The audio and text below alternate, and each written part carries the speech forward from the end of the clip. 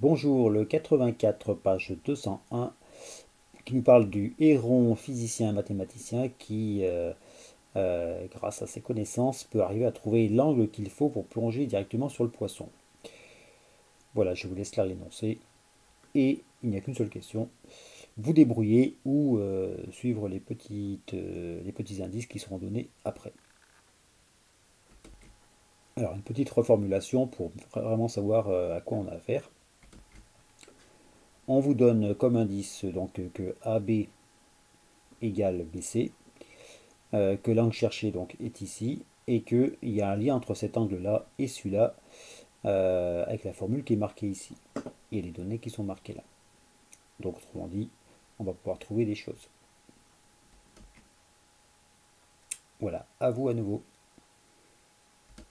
Un petit indice pour sortir des nuages. C'est assez simple avec les formules qu'on a données et le fait qu'on associe. Il suffit de travailler dans le triangle ABC. Et avec ça, on devrait arriver à trouver ce qu'on veut. A bientôt pour le corriger. Alors, on corrige. Bien sûr que c'est facile. T'as oublié un cas là, quand même, Coco.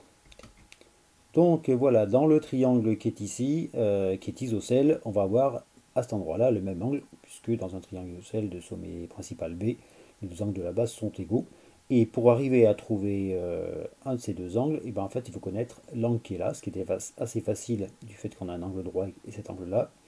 Là, il y a un angle droit, jusque là, et ensuite cet angle-là se calcule avec la formule. Donc on pourra trouver l'angle qui est ici. Une fois qu'on a celui-là, dans le triangle isocèle, on peut trouver cet angle-là. Voilà, je vous mets le corrigé. Donc en fait, on nous dit avec l'indice de réfraction, donc 1 fois i égale 1,33 fois i2, pas avec les sinus, pardon. Avec ceci, on connaît tout sauf lui, on l'isole, donc ça nous fait sinus de i2 égale 1 fois sinus de 48 sur 1,33. On trouve avec arc sinus la valeur de i2 qui vaut donc 34 degrés. On a donc 34 degrés, 90 degrés et ici 90 moins 48.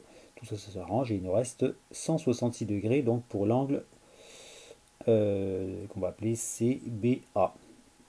Une fois qu'on a cet angle, puisque les deux sont égaux et que la somme des trois vaut 180 degrés, l'angle demandé vaut 180 moins cet angle-là est divisé par 2 puisqu'il se répartissent avec deux valeurs égales. Et ça nous fait donc un angle de 7 degrés. Le héron qui a calculé tout ça plongera donc avec le bon angle. Son cerveau le calcule, sinon il n'aura jamais à manger. Voilà, à bientôt.